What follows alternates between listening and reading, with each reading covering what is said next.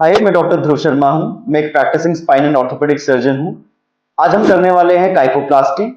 Kyphoplasty एक minimally invasive procedure होता है जो हम ऑस्टियोपोरोसिस की वजह से होने वाले स्पाइन फ्रैक्चर्स या किसी ट्यूमर की वजह से होने वाले स्पाइन फ्रैक्चर्स के लिए करते हैं। ऑस्टियोपोरोटिक स्पाइन फ्रैक्चर्स वो फ्रैक्चर्स होते हैं जो बड़े बूढ़ों में होते हैं। थोड़ी बहुत चोट लगने की वजह से, फॉर एग्जाम्पल किसी कहीं से स्लिप हो जाने की वजह से या थोड़ा बहुत झटका लगने की वजह से ही अगर स्पाइन फ्रैक्चर हो जाता है बड़े बूढ़ों में, तो उसको हम कहते हैं ऑस्टियोपोरोटिक स्पाइन फ्रैक्चर्स। इसमें प्रॉब्लम ये होती है कि यंग एज में तो हम कन्वेंशनल सर्जरीज कर सकते हैं जिसके अंदर हम जनरल एनेस्थीसिया भी दे सकते हैं, लंबा चीरा भी दे सकते हैं, लेकिन बिकॉज ऑफ द एज हम इतनी बड़ी सर्जरीज पेशेंट्स में नहीं कर पाते हैं। एट द सेम टाइम ये फ्रैक्चर्स बहुत पेनफुल हो सकते हैं। तो काइफोप्लास्टी एक ऐसी टेक्निक डिवाइस है जिसके अंदर हमको कोई जनरल एनेस्थीसिया की जरूरत नहीं पड़ती है। ये लोकल एनेस्थीसिया में ही हो जाती है। कोई भी चीरे की जरूरत नहीं पड़ती है। कोई भी खून खराबा नहीं होता है। साथ ही साथ इसके अंदर पेशेंट को instant pain relief, with in minutes pain relief हो जाता है। कोई एडमिशन की जरूरत नहीं पड़ती है। सेम डे हम डिस्चार्ज कर सकते हैं। तो आज हम करने जा रहे हैं काइफोप्लास्टी प्रोसीजर, और फॉर ओल्ड एज पेशेंट्स जिनके अंदर स्पाइन का ऑस्टियोपोरोटिक फ्रैक्चर हो गया है उसके लिए ये वून है।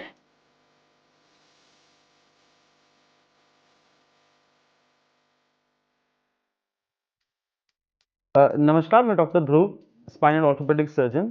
मेरे साथ फिर से मेरे पेशेंट है मिसेस कुसुमा, जिनको हमने 1 दिसंबर को ऑपरेट किया था काइफोप्लास्टी से। काइफोप्लास्टी, जैसे मैंने बताया था, कि एक ऐसा प्रोसीजर है जो थोड़े एल्डरली पेशेंट्स के अंदर जो ऑस्टियोपोरोटिक फ्रैक्चर्स होते हैं, जो बहुत कम चोट लगने से फ्रैक्चर्स हो जाते हैं स्पाइन की, रीढ़ की हड्डी के, उसके इलाज के लिए यूज़ किया जाता है।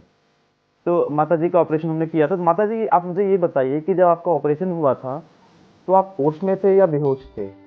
होता है। होश में थे। आप बातचीत कर पा रहे थे? और बात करते रहे, ललाई ललाई लला कह रहे हाँ, ए लला हमसे कह रहे थे। आपको ऑपरेशन के दौरान कोई दर्द, कोई किसी तरह की दिक्कत आई थी? ना नहीं खा लो तो कहीं लला लला का कहीं लगा ज्यादा नहीं है ना। हाँ, थोड़ी बहुत दिक्कत आई थी, ज़्यादा दिक्कत, ज़्यादा दर्द नहीं हुआ था। ऑपरेशन के बाद आप खुद से चले गए थे या आपको किसी से उठा के, या फिर बेहोशी की हालत में गए थे, या खुद से चले गए थे आप? कई मानते बापे मिटाइले खोई दो ना। हाँ, फिर आप थोड़ी देर लिटा रहे थे, फिर आप खुद से चले गए थे। ऑपरेशन के बाद क्या हमने कभी कहा था कि आपको कुछ टाइम के लिए बेड पे लेट के रहना है, या फिर ऑपरेशन के बाद तुरंत आपको बिठा दिया था, चला दिया था? नहीं करी। नहीं कही थी। तो तुरंत आपको ऑपरेशन के बाद बिठा भी दिया था और हमने चला भी दिया था।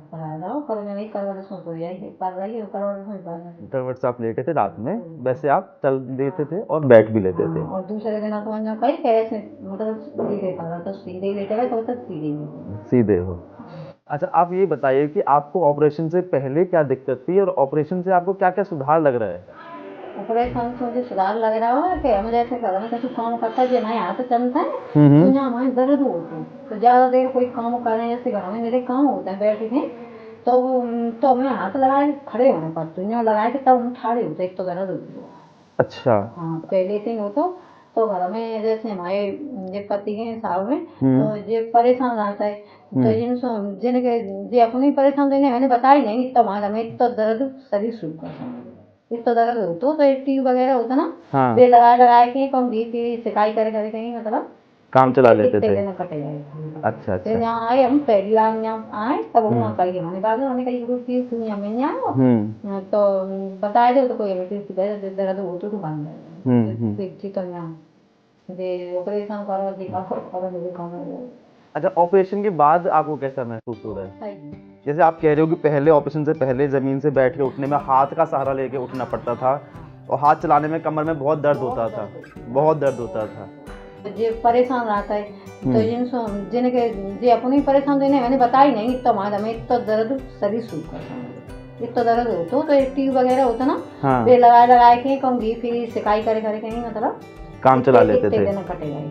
अच्छा अच्छा। फिर यहाँ आए, हम पहली बार यहाँ आए तब वहाँ कही हमने बाद में हमने कही ट्यूब फिर यहाँ में नहीं आए, तो बताए थे तो कोई दर्द हो तो बंद है। फिर तो यहाँ ऑपरेशन करो दिखाओ।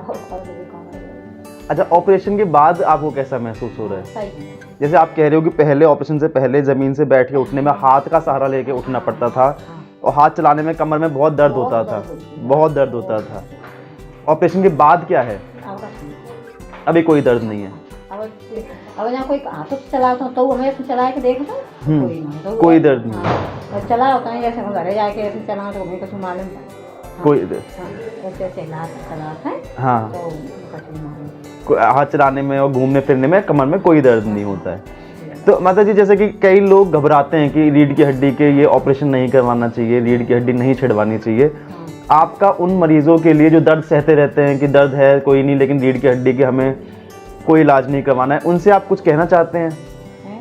उनके लिए आप कुछ कहना चाहते हैं? हम लोग जी कहने हमारी तो सही रह गई तो तुम्हारी सही रह जाएगी, ऐसे ही तो कही जाएगी। बिल्कुल बिल्कुल। तो आप कह रहे हैं कि हमारी सही होगी तो आपकी सही क्यों नहीं होगी? हाँ, ठीक तो है। कही जाएगी। तो आप ये कहना चाहते हो कि रीढ़ की हड्डी के ऑपरेशन से इतना घबराना नहीं चाहिए, घबराना नहीं चाहिए। सही कह रहे हैं, हम घबराता है फिर नहीं लेकिन भाई कहने में कि माँ मालूम नहीं करे उस रास्ता में मालूम हमने कहने को होती हाँ। तो आता है तो हमने कहा ये ला यही ऐसे कहा था ये सही ठीक है माँ जी, ठीक है, थैंक यू सर।